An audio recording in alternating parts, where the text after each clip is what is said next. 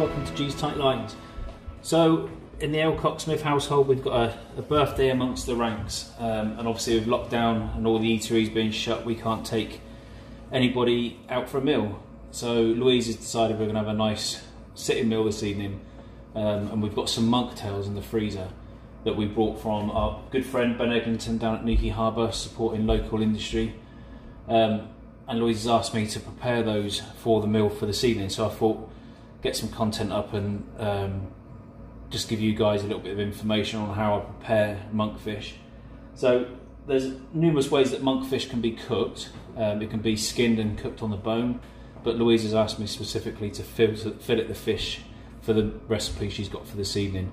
So as you can see, when it's been done, you get these lovely white meat fillets, and they can be cut up. And I believe for this evening Louise is going to be marinating them in a curry style sauce. So I thought I'd just run through with you the process of filleting the monkfish, or the monkfish tails, and how easy and quick it is. So I'll move these to one side for now. So all you need for when it comes to filleting your monkfish tails is a decent sharp knife. This is a new one of the set that I was brought for Christmas off Matthew.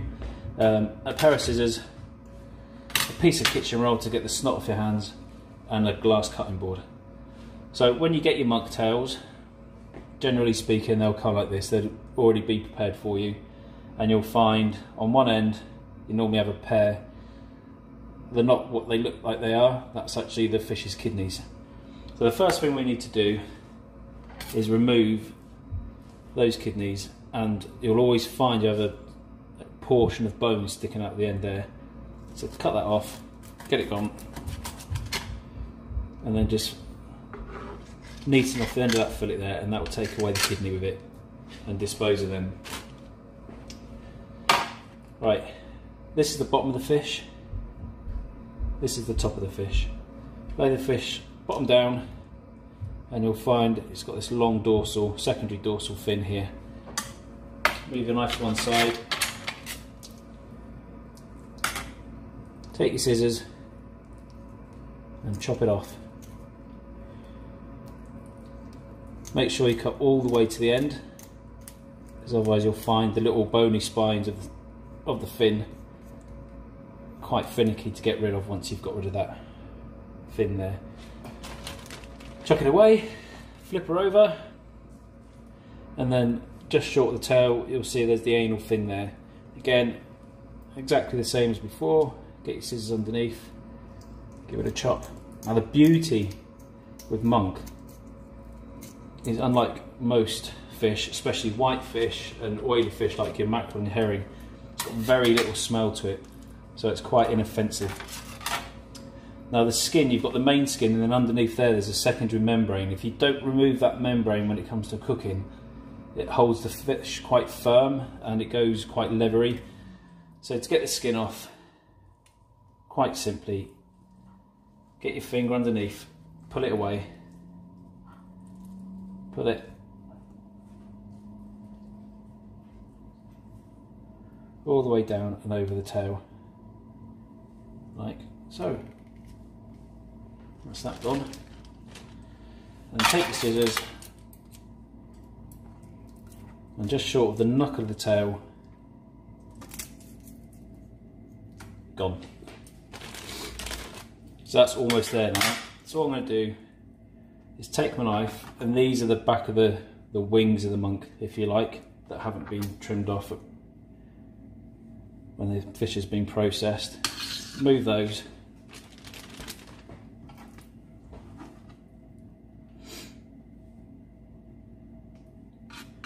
Just tidy it up and expose that nice fresh meat.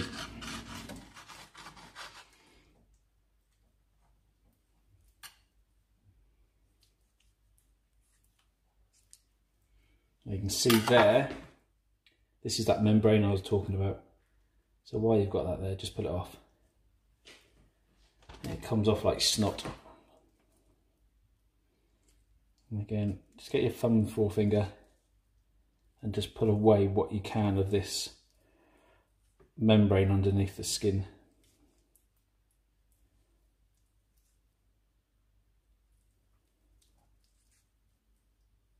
You just take your time with it. If you see here, I've missed a couple of the spines of the dorsal. What I want to do is get the scissors underneath there. You don't want that getting in your dinner. That's them gone. Like spider's legs. Okay. Now one last check, make sure I've got that membrane off.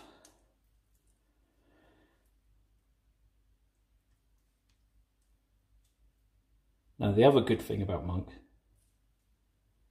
well, there's one positive and one negative.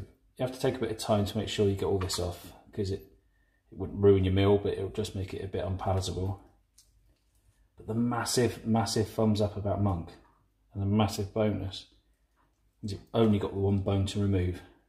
And the genus of monkfish, they're similar to dogfish and alike, they've only got the spine.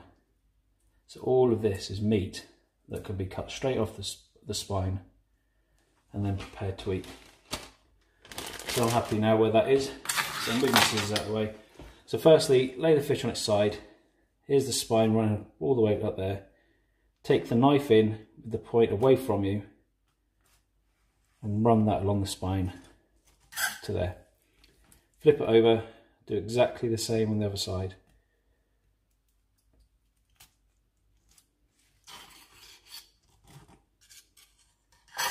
Okay, so now you can see the spine there and your two fillets. The fish tail facing you, so you're cutting away from you. Hold that spine, get your knife in that first cut, and with the blade facing down to the spine so you don't waste any meat, run it down and along the spine.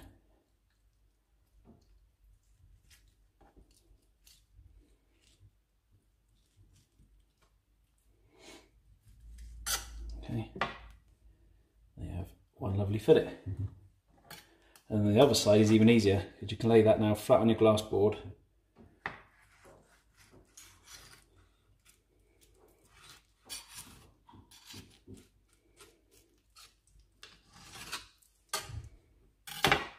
Second fillet, perfect. So all we're left with is the spine. Snap that. Now you could, if you're inclined, you could boil that up and use it for broth. Not really my bag. So we've now got 4 beautiful fillets to be cut, marinated and cooked. Proper job. What more do you need? Why do you need to go out and eat when you can support local businesses, local tradespeople, your local environment? Stick it all in the kitchen, prep it all yourself, and sit and have a lovely meal with your family. What more can a man want? Anyway guys, I hope you've enjoyed it. I hope you find it useful. If you like what you see, please hit subscribe, please hit the like button, and I will see you very soon out on the beach, I do hope. Okay guys, thanks again, and tight lines.